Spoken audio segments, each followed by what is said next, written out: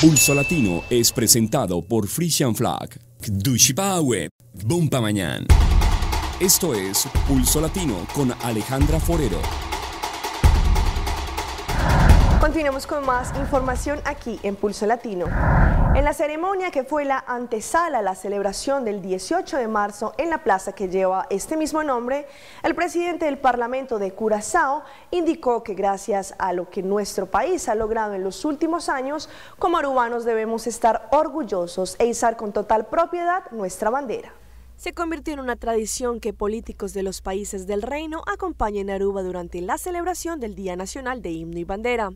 Este año estuvieron presentes dignatarios y parlamentarios de Curazao y un secretario de Estado de Holanda. El presidente del Parlamento de Curazao, el señor Marcolino Franco, estuvo, entre otros, en la celebración del día 17 de marzo en la Plaza 18 de Marzo, donde se recordó a los firmantes de la primera petición para que Aruba sea jefe de su propia casa. Para el presidente del Parlamento, esta es la primera vez que viene a Aruba antes del 18 de marzo para experimentar la ceremonia de la Plaza 18 de Marzo. Creo que esta parte también es importante y bonita para presenciar por primera vez, expresó el señor Franco. Él continuó diciendo que cree que este es un día en que los arubanos deben detenerse y reflexionar, que ellos deben estar orgullosos de lo que siempre han peleado. Asimismo, el presidente del Parlamento de Curazao tuvo palabras de fraternidad por la relación entre el Parlamento de Aruba y el de Curazao, expresando que han tenido y tienen buenas relaciones en donde se intercambia mucha experiencia de parlamento a parlamento.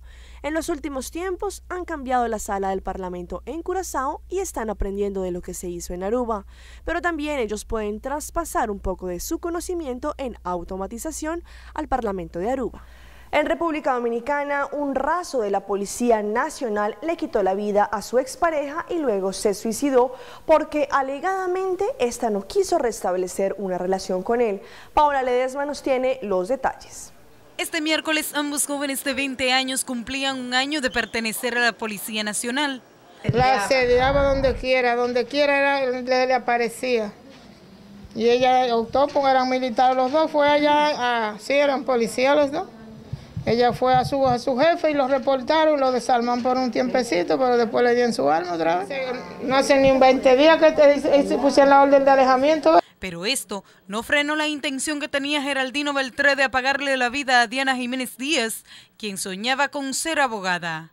Para mí eran dos hijos que yo tenía, que estaba enamorado de ella, que la quería. Esa era una persona extremadamente tranquila, un muchacho que apenas le faltaba un año para graduarse de abogado. El hecho se produjo en el sector La Toronja de Santo Domingo Este, donde los moradores no salen del asombro. Y un muchacho que comparte y vive llamando a los muchachos, a cualquiera, vaya a la esquina, va donde sea. No sé sinceramente qué pudo pasar con él. Hace unos meses que se separaron y a veces vivían hablando y eso. La joven Diana Jiménez Díaz desarrollaba sus actividades laborando, patrullando en el sector de Villa Francisca, mientras Geraldino Beltré estaba asignado al subjefe de la policía. Ambos jóvenes serán sepultados en el cementerio Cristo Redentor. Paola Ledesma, Noticias SN. En Perú, un camión frigorífico provocó una gran tragedia luego de que se le vaciaran los frenos. 7 personas fallecieron en el acto y 31 más resultaron heridas. El vehículo colisionó con varios automóviles y mototaxistas que estaban estacionados y se trajo abajo un paradero. Las víctimas terminaron en la pista, al lado de los vehículos destrozados a causa del accidente.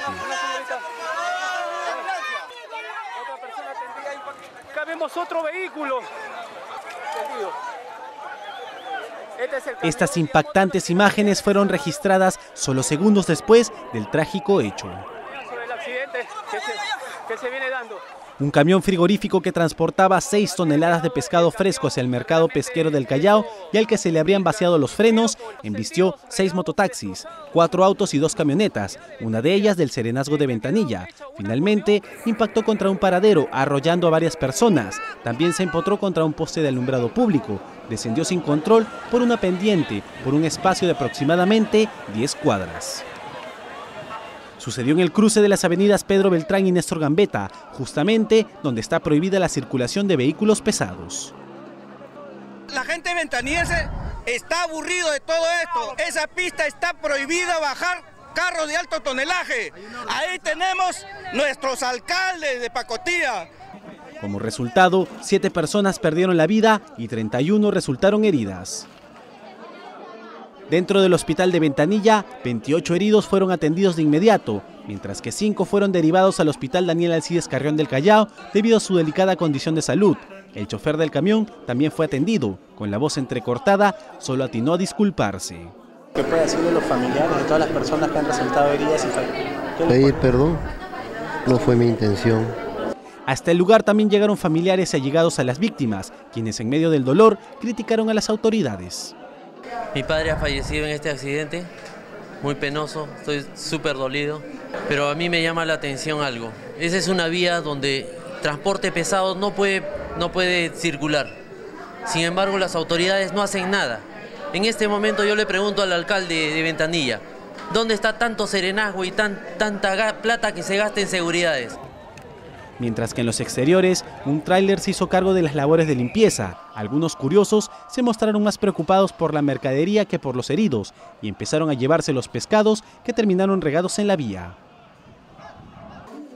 El chofer fue trasladado para pasar los exámenes correspondientes del dosaje etílico, mientras que los afectados se recuperan de sus múltiples heridas. El merenguero urbano Omega se entregó al caer la noche ante la Fiscalía de Santiago en República Dominicana para responder a las acusaciones que pesan en su contra tras protagonizar un incidente a tiros en un centro comercial que dejó 3 personas heridas. Junior Marte nos tiene los detalles. Bueno, yo creo que hay cierta manipulación. El merenguero Antonio Peter de la Rosa, conocido como Omega, mientras era trasladado a la cárcel del Palacio de Justicia, negó haya disparado durante el incidente registrado el pasado domingo. Pero yo espero que salgan a flote los videos y se darán cuenta que yo no agredí a nadie. Yo no, jamás. No, ni tenía arma en la mano. Yo quiero que enseñen fotos conmigo, dije que yo tenía arma ni nada, que jamás la van a encontrar. Saquen la cama, claro. Tras el incidente, el centro comercial Colinas Mall presentó su formal acusación contra el artista por daños a la propiedad. También otros querellantes señalan a Omega de haberle dado una bofetada a un miembro de la seguridad del centro, así como disparar conjuntamente con su equipo de seguridad a la multitud. Dándole golpe a la gente y comenzó a tirar tiros y cosas, entonces esas son cosas que no puede ser en un lugar público, eso no es debido. Y él me dio un tiro ahí que casi me pierdo la vida por ese tiro. Esto es de un artista que se ha convertido en más de que artista, en un grosero, un violador de la ley, un delincuente, puramente un delincuente, porque ya no son 2, 3 ni 4, que ya tiene más de 10 casos. La fiscal Luisa Liranzo cuenta que trabaja en la preparación del expediente y se espera que este miércoles al artista se les conozcan las medidas de coerción. Ahora mismo la investigación ha arrojado unos hechos imputables, una imputación más bien de violencia física contemplada en el artículo 309 del Código Penal Dominicano.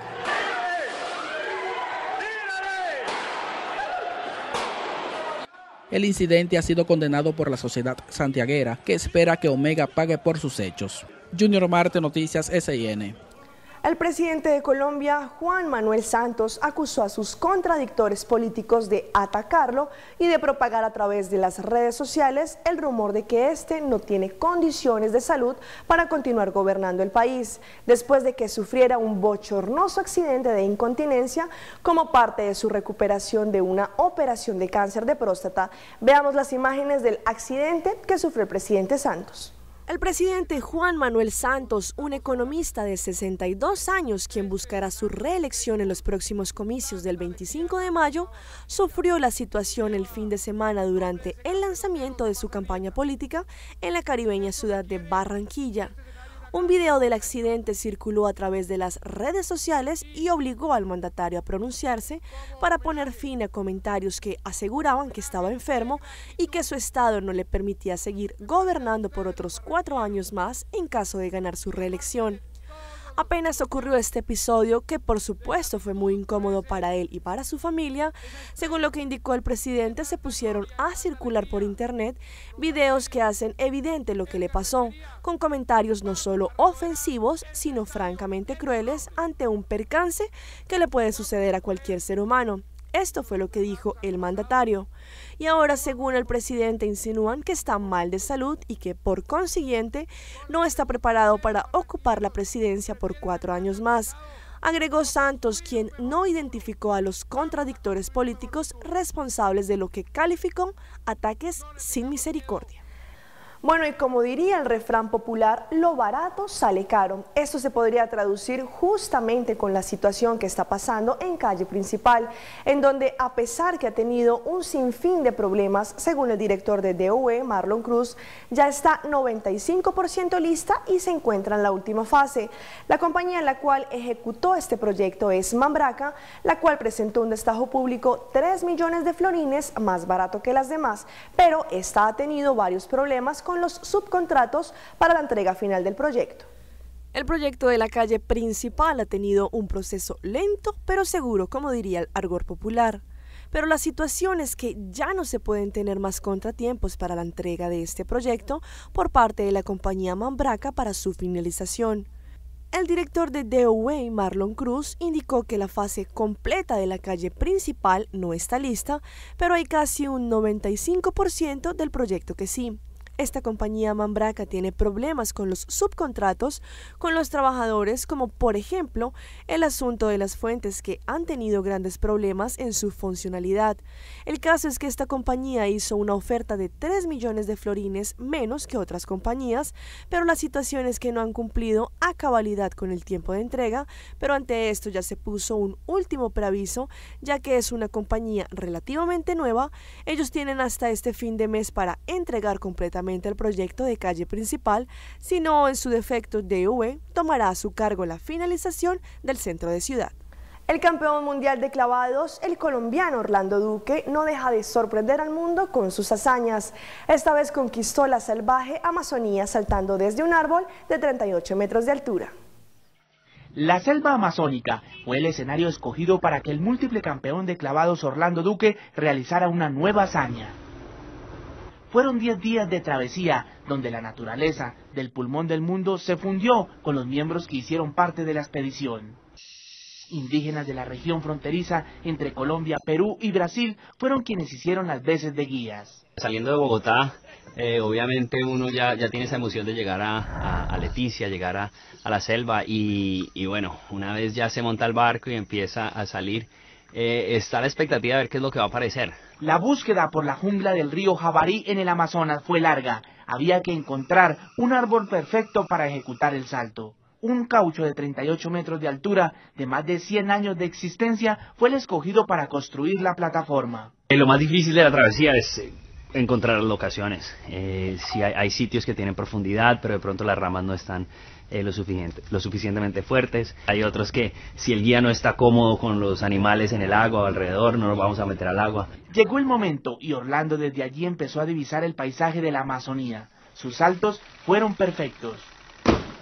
Espectacular, o sea, perfecto, la profundidad, todo. Estoy haciendo un salto que normalmente no hago, sino hay bastante profundidad. Duque, el rey de los saltos, le muestra al mundo a través de su deporte lo grande que es Colombia. Esto fue Pulso Latino por el día de hoy. Agradecemos por su sintonía. Nos vemos en una próxima emisión. Hasta entonces. Pulso Latino fue presentado por Frisian Flag. Dushipawe, Bumpa Mañana.